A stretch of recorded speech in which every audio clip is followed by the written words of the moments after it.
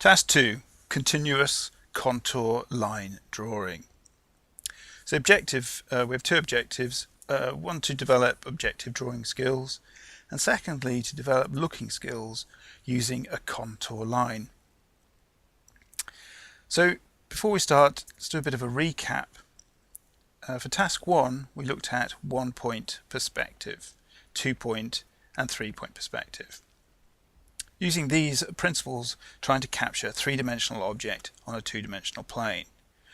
We now know that in simple terms, objects that are closer to us appear larger, and objects in the background recede and appear smaller. So drawing a still life using a contour line. So what's a contour line? A contour line can be used to capture the form of the subject, in this case a still life, mapping the edges or outline of the form. So approaching this task, try to think of it as a fun warm-up to familiarize yourself with the subject.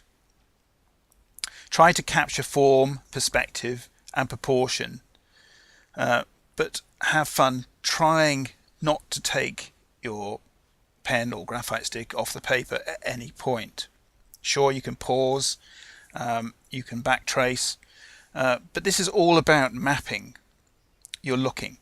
And often these drawings are very characterful and engaging, even if they do not fully capture the objects with the true sense of objective realism.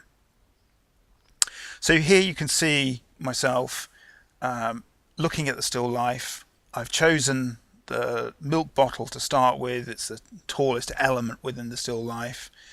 You can see also I'm drawing large in proportion to the page. It's often people, when they're drawing, start too small. So as again with the first exercise, it's easier to draw things larger than scale than smaller.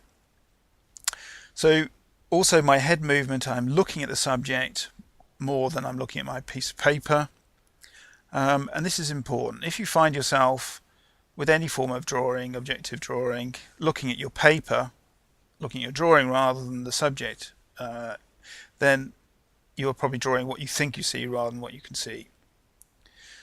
So I'm just literally trying to capture my process of looking at the forms. I'm looking at the negative spaces, the spaces between objects.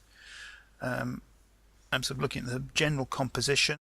I'm also looking at how the objects are sitting on the surface of the plane, the table they're sitting on.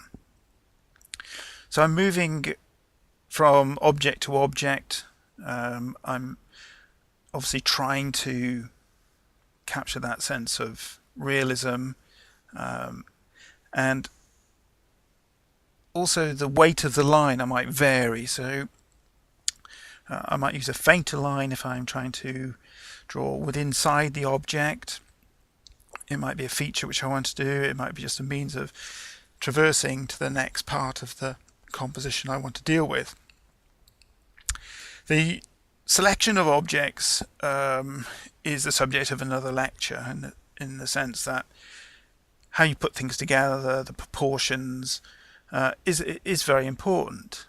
You can have a still life which is seemingly, if you think of Morandi's work, very, very mundane objects, but the finished composition can be highly resonant. The next task, task 3, we will be using the same still life in the same position and the same sitting point of view, as we want to use this exercise as a foundation to build our next drawing.